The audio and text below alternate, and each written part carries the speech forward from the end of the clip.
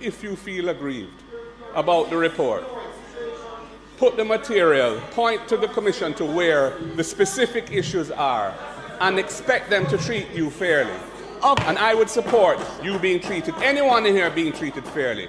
What I will not support is any attempt to undermine the legitimacy of the Integrity Commission, any attempt to undermine their powers or their mandate. I think it's very important that we avoid doing that.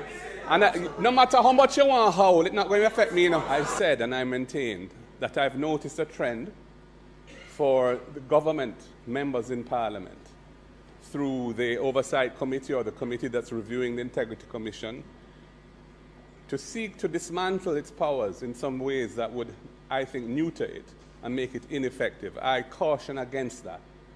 I think the Integrity Commission needs to be nurtured as a young institution and supported so it can fulfill its mandate of trying to eradicate corruption in this country, which is one of the most serious problems this country faces. And I think it's very important that Parliament not send a signal that would be interpreted by the wider public as suggesting that we are at odds with that motive. Now, insofar as fairness to individuals is concerned, I think it's important that individuals be treated with fairly. And where the Integrity Commission transgresses in that regard, I expect them to correct that in an appropriate manner, as they have done with this addendum. To the extent that the member for St. Mary, Western, feels he has not been treated fairly, I expect him to put the material before the Commission, which would put them in a position to adjudicate that matter, and they can respond accordingly. But it is important that the Integrity Commission see fairness as part of what is their mandate.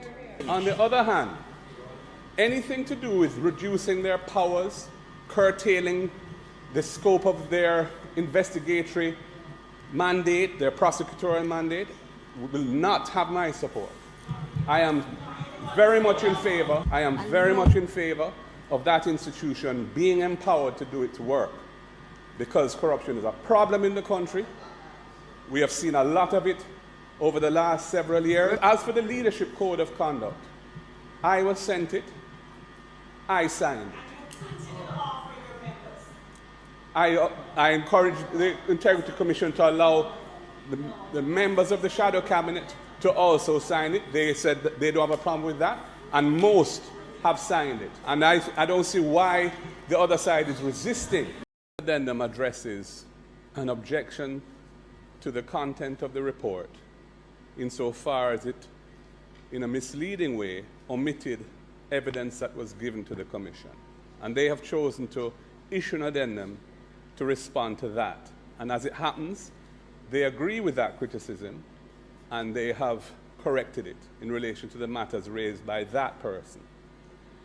In relation to the rest of the report, which largely affects the member for Western St. Mary in his then capacity as minister, the addendum says the Director of Investigations sees no reason at this time to disturb the remainder of the report of the former interim Director of Investigations. The report had been done by a predecessor. So what I read that as saying is that based on the material that they have seen or heard, they don't see any reason to change their ruling on those matters. It is for the member to raise those issues with them in a convincing way if he feels aggrieved, as was done by the person who they have responded to here.